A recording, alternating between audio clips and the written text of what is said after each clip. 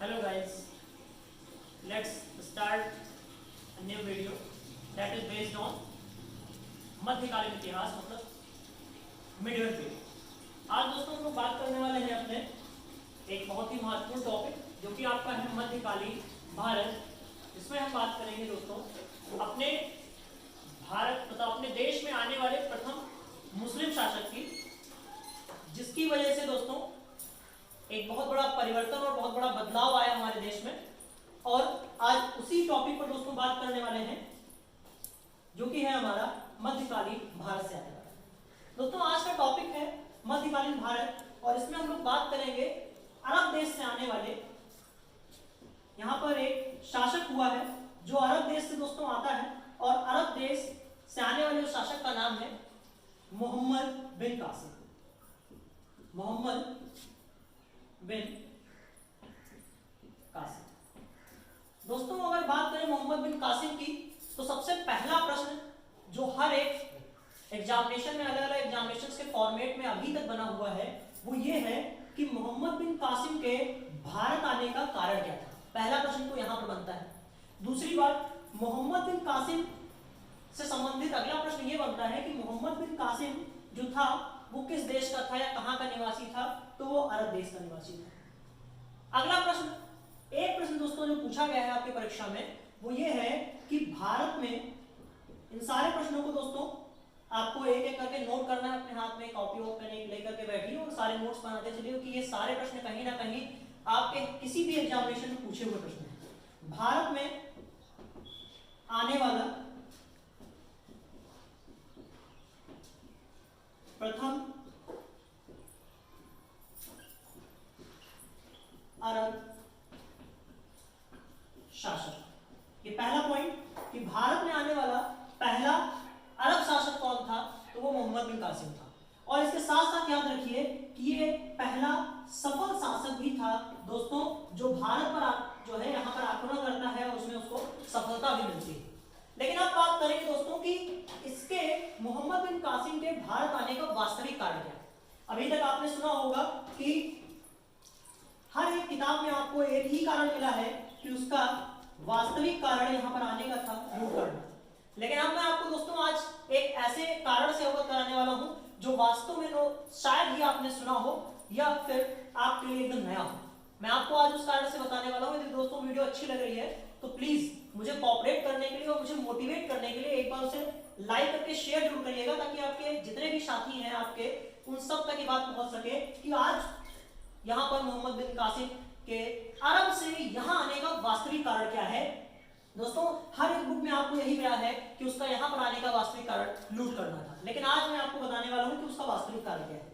दोस्तों ये कहानी शुरू होती है अरब देश से और ये नोट कर लीजिएगा जितने भी पॉइंट्स मैंने आपको बताए हैं ये सारे नोट करते हुए चलिए या फिर आप स्क्रीनशॉट भी ले लीजिएगा।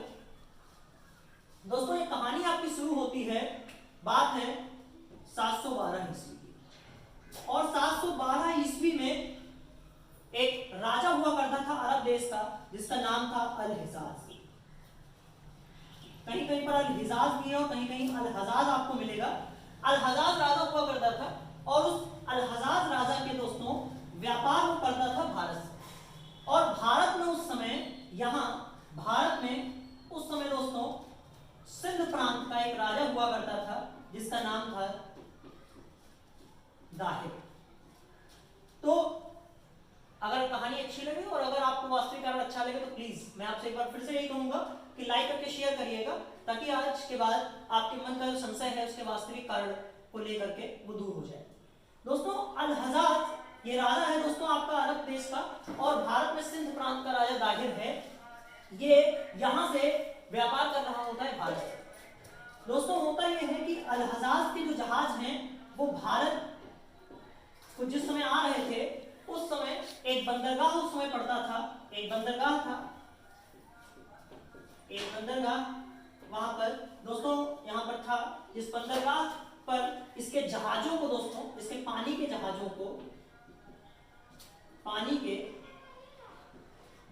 को रोक लिया जाता है। किसके द्वारा ये रोक लेता है? यही राजा दाहिर। राजा दाहिर के द्वारा जब पानी के जहाजों को रोका जाता है तो अब यहाँ पर मैं आपको जो नाम लेने वाला हूं, जो नाम आपके सामने मैंने पहले लिया मोहम्मद बिन कासिम का, अब मैं आपको बताता हूं उसका वास्तविक कारण। दोस्तों इसी अल-हज्जाज का, अरब देश के शासक अल-हज्जाज का दोस्तों सेनापति हुआ करता था कौन?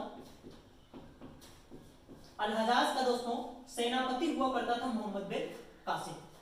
अब ये जो मोहम्मद बिन कासिम है, इसको आदेश देता है अल-हज्जाज और कहता है कि जाओ भारत जाकर के पता लगाओ कि भाई राजा दाहिर के द्वारा ये हमारे पानी के जहाजों को क्यों रोका गया है। क्योंकि उसने कहा कि हमारी कोई दुश्मनी भी नहीं है, किसी प्रकार के हमारे कोई ऐसे शत्रुतापूर्ण कोई संबंध भी नहीं है, तो आखिर हमारे पानी के जहाजों को क्यों रोका गया है। और दोस्तों यही वास्तविक कारण था कि मोहम्मद बिन कासिम आपका आ जाता है भारत। ये उसका पहला आने का विशेष कारण है, या कह सकते हैं वास्तविक कारण यही था कि मोहम्मद बिन कासिम अब आता है भारत। अगर कहानी अच्छी लग रही है, वास्तविक कारण अच्छा लगा तो प्लीज लाइक करके शेयर करें। मोहम्मद बिन कासिम अब भारत आ जाता है और भारत आने के बाद दोस्तों इनके दोनों के बीच में, राजा दाहिर और मोहम्मद बिन कासिम के बीच में दोस्तों एक युद्ध होता है, जो यहाँ पर 712 ईस्वी में युद्ध होगा। और उसके बाद दोस्तों ये मोहम्मद बिन कासिम राजा दाहिर की दोस्तों क्या कर देता है? हत्या कर देता है। अब राजा दाहिर की जब ये हत्या कर देता है तो यहाँ पर दोस्तों आगे मैं इस बात को आगे बढ़ाऊंगा, और राजा दाहिर की अब दोस्तों यहाँ पर होती हैं दो बेटियां। यहाँ पर दोस्तों राजा दाहिर की दो बेटियां होंगी। यहाँ पर राजा दाहिर की दो बेटियां थी, जिनका यहाँ पर मैं आपको बताऊं, बेटियों को दोस्तों इसकी हत्या करने के बाद वो लेकर के चला जाता है कहाँ? अरब। और अरब में अल-हज्जाज के दो बेटे होते हैं। अल-हज्जाज के दो बेटे होते हैं और अल-हज्जाज के जो बेटे होते हैं उन्हीं बेटों के साथ में दोस्तों यहाँ पर इन दोनों बेटों के साथ में अल-हज्जाज अपनी बेटियों की शादी करा देता है। अब जब अल-हज्जाज की बेटियों की शादी हो जाती है तो मैं आपको बता दूं कि यहाँ पर अब ये जो बेटियां थी उन्होंने इस बात को ठान लिया था कि मुझे अपने पिता का जो हत्यारा है मोहम्मद बिन कासिम, इससे बदला लेना है। और इसी बात को ठान करके वो सोचती हैं और ये मन में अपने एकदम बसा लेती हैं कि मुझे अब किसी ना किसी तरीके से इस मोहम्मद बिन कासिम को, जो मेरे पिता का हत्यारा है, मुझे उन्हें खत्म करना है। और वो अब कहती हैं अपने ससुर, चूंकि दोस्तों ये अल-हज्जाज के बेटे थे इसलिए अल-हज्जाज करके कहती है कि देखिए ऐसा है कि आपके बेटों से मेरी शादी हो गई हम लोगों की, अब आज से आपकी बहुएं हैं हम। लेकिन ये जो मोहम्मद बिन कासिम है, जो आपका ये सेनापति है, इसने हमारे साथ यहाँ पर मुझे भारत से लाने से पहले हमारे साथ दुर्व्यवहार किया। और इस बात को सुन करके ये जो आपका अल-हज्जाज है, अल-हज्जाज गुस्से से बौखला जाता है और उसी समय अल-हज्जाज एक जारी कर देता है फरमान और कहता है कि मोहम्मद बिन कासिम को, यहाँ पर मोहम्मद बिन कासिम को राजदरबार में बुलवाता है और उसे मृत्युदंड की सजा दे देता है।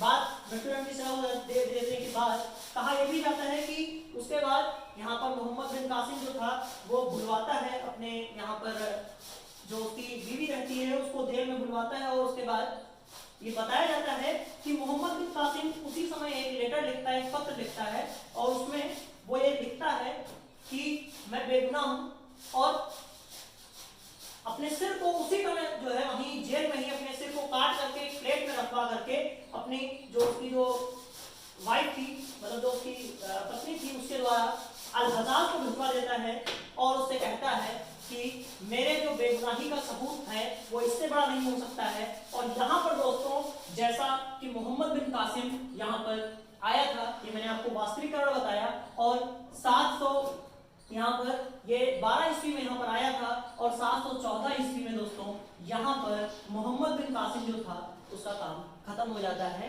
तो ये बात थी मोहम्मद बिन कासिम को लेकर के। अब यहाँ पर मैंने सारी बातें आपको बता दी, इसका एक बार स्क्रीनशॉट आप दोस्तों ले लीजिए और उसके बाद स्क्रीनशॉट ले लीजिए। उसके बाद मैं आपको बताता हूँ कि मोहम्मद बिन कासिम से और प्रश्न आपके कौन कौन से अभी तक परीक्षाओं में बने हैं, अभी मैं उस पर भी बात करने वाला हूँ। तो चलिए अब मैं आपको यहाँ पर बताने वाला हूँ, ये तो मैंने आपको वास्तविक कारण बता दिया, और कुछ इंटरेस्टिंग फैक्ट अगर आपको अच्छा लगा हो तो प्लीज लाइक करके शेयर जरूर करें ताकि आपके अन्य साथियों तक आज इस बात को पहुँचाने में मुझे मदद मिले।